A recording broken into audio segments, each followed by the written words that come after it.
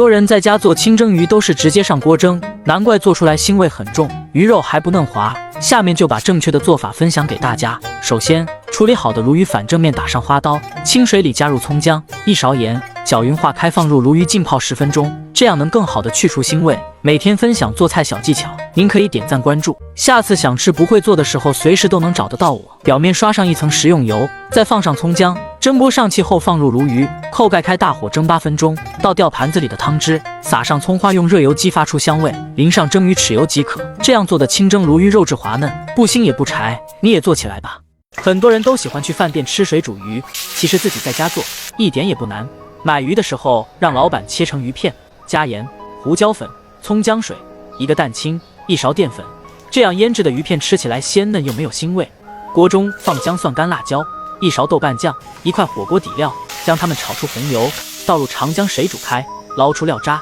加盐、鸡精、生抽调味，放入冰箱里的剩菜，煮熟捞出垫在碗里，然后再均匀的下入鱼片，定型后再轻轻推动几下，倒入碗中，放蒜末、葱花、干辣椒、花椒、白芝麻，泼上热油激发香味，麻辣过瘾。